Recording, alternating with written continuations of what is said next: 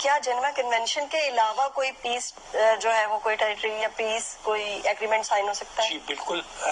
میں آپ سے یہ بات کہوں گا کہ آپ نے یہ جو جنیوا کنونشن کا حوالہ دیا ہے ایکچولی یہی گورن کرتا ہے تمام ملٹری. آپ نے دیکھا جب پاکستان اور انڈیا کے درمیان بھی ہوتا ہے تو آپ کو یاد ہوگا کہ ایک پائلٹ تھے جنہیں ہم نے گرا لیا تھا اور اس کے بعد وہ جنیوا کنونشن جی کے اکارڈز کو ہم نے فالو کرتے ہوئے اسے اپنے چھوڑ دیا. آپ کو چھوڑنا پڑتا. اچھا اس میں جو ایک اور ایشو انوالو ہو گیا ہے, ایک تو میرے لیے تو سب سے امپورٹنٹ چیز تھی, میں ایمانداری سے بتا رہا ہوں کہ میرے انالیسس کے اندر سب سے امپورٹنٹ چیز یہ نہیں ہے کہ حماس کا کیا ہوتا ہے, مجھے اس سے بھی کوئی دلچسپی نہیں ہے کہ وہ اس کا اسرائیل کا کیا ہوتا ہے. میرے لیے تو موسٹ امپورٹنٹ چیز جو ہے وہ 20 لاکھ وہ غزہ کے بے بس اور معصوم انوسینٹ پیپل ہیں جو کہ بلا وجہ جو ہے وہ اس میں پھنس گئے ہیں, جن کا وار سے کچھ لینا دینا نہیں. وہ سویلینز ہیں, سویلینز کا وار سے لینا, اسی لیے جنیوا کنونشن کے اندر انہیں علیحدہ رکھا گیا ہے. ان کے رائٹس, ان کے حقوق, ان کی کنسیشنز جو ہیں وہ بالکل ڈفرینٹ ہے. آپ انہیں اس طرح ٹچ نہیں کر سکتے, ان پہ حملہ اس طرح نہیں کر سکتے جس طریقے سے فوجیوں پہ کرتے ہیں. فوجی ٹارگیٹ کو تو آپ کر سکتے ہیں اگر کوئی آدمی. اچھا دوسرے میں یہ سمجھتا ہوں, میں کوئی فوجی اسٹریٹجسٹ تو نہیں ہوں, نہ میں کوئی ملٹری وہ ہوں. اگر اسے ایک بھرپور پروٹیسٹ کہا جاتا, چاہے حملہ ہی ہوتا, کیونکہ پہلے بھی وہ کرتا رہا ہے حماس, تو شاید اس میں وہ فوجی انوالومنٹ کے لیے پھر اسرائیل یا باقی جو ملک پٹاوٹ بھاگے نا, امریکہ بھاگا, اس نے اپنا 6 فلیٹ کا ایئر کرافٹ کیریئر کھڑا کر دیا لا کے, ادھر سے وہ کل وہ آ گئے برٹن کے, انہوں نے فرما دیا کہ آپ کو کیا چاہیے. ادھر وہ فرانس کے اندر آپ دیکھیں آج ان کی پارلیمنٹ کا اجلاس ہو رہا ہے, وہ کر.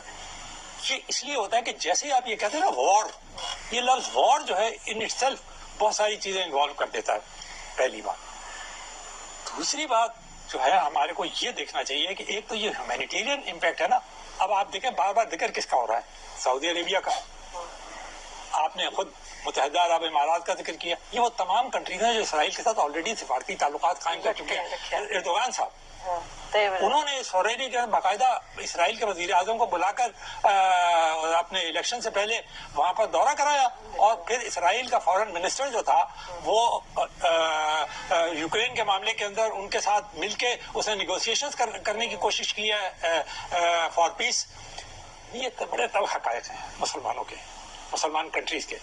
یہ کیا چیز بتاتے ہیں؟ ہمیں بھی شکایت ہوئی تھی, آپ کو یاد ہے کہ ایک دفعہ انڈیا کا بتاتے تو میرے خیال سے یہ کہ ہمارے درمیان یونٹی نہیں ہے مسلم ممالک میں. ایک اور بات ہے, پھر ہم صرف کیلکولیٹ کریں اسے مذہب کے طور پہ تو اب وہ والی چیز رہی نہیں ہے. بات یہ ہو گئی ہے مفادات, اور پہلے بھی تھی لیکن اب اور زیادہ. ایک چیز جو مجھے اب اور پریشان کر رہی ہے, اور وہ پاکستان کے پوائنٹ آف ویو سے بھی میں آگے آپ کو ایکسپلین کر دوں گا اگر آپ کہیں گی تو بعد میں, وہ یہ ہے کہ عرب کنٹریز چائنا کی وجہ سے انہیں ایک پش لگا تھا, وہ جا رہے تھے فار سرمایہ کاری کی طرف. بالکل ٹھیک ہے. بھلے سے وہ انڈیا میں سرمایہ کاری کر رہے تھے, شروع کر دی تھی انہوں نے. پاکستان میں بھی امیدیں, ہمارے آرمی چیف نے کیا کہا تھا کچھ عرصے پہلے $75 ارب کی سرمایہ کاری میں کویت سے اور اس سے لے کے آؤں گا. بالکل ایسی ہے. اب اگر تیل کی قیمتیں بھی بڑھتی ہیں, یہ سرمایہ کاری بھی رک جاتی ہے, ٹھیک ہے نا. آفٹر ایفیکٹس تو ہوں گے وار کے آفٹر. میں اور آپ کے اچھے الفاظ سے یا ہسٹری بیان کرنے سے یا کچھ کہنے سے بھی یہ ایفیکٹس تو رکیں گے نہیں.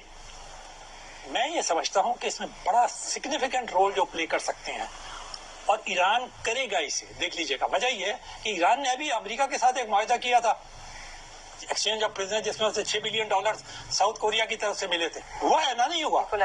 جو فیکٹس ہیں دیکھیں, ان کو ضرور اسٹیٹ کرنا چاہیے, نہیں تو قوم گمراہ ہو جاتی ہے.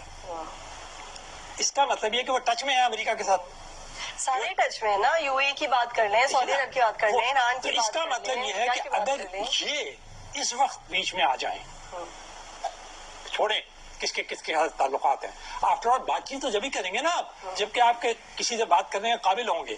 اگر تعلقات ہیں اور آپ کو بات چیت کر سکتے ہیں آپ, تو پہلا کام یہ کریں کہ آپ اس وار, اگر اسے وار کہہ رہے ہیں آپ, میں تو اسے وار نہیں کہتا, یہ ان ایکول وار ہے.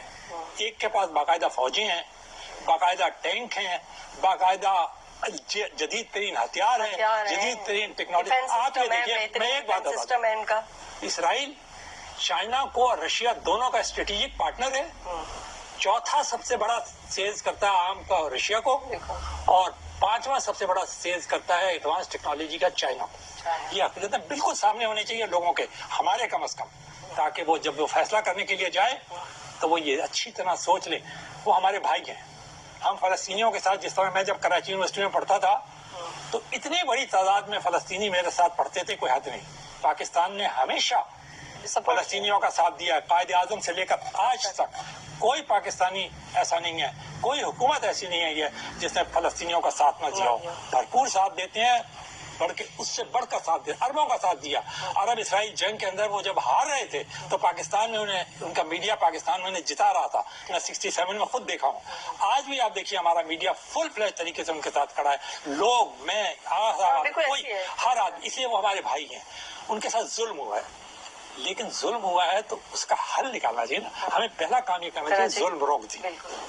سویلین کے اوپر جو ہے اس پہ ہم میں تو کہتا ہوں حماس کے اوپر بھی اب آگے. ان کا دیکھیں رائٹ ہے احتجاج کرنے کا, جیسے آغا صاحب نے کہا نا, دیکھیے ان کا رائٹ ہے احتجاج کرنے کا.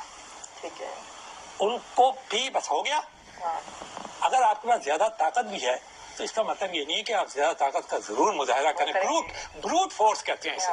اسرائیل کو اپنے بروٹ فورس کا مظاہرہ نہیں کرنا چاہیے, اور دنیا کو کسی صورت میں بھی اسے سپورٹ نہیں کرنا چاہیے. میں پھر یہ کہوں گا, رشیا اور چائنا کے اوپر بہت بڑی ذمہ داری ہے. They should come in between, they should negotiate and they should ensure.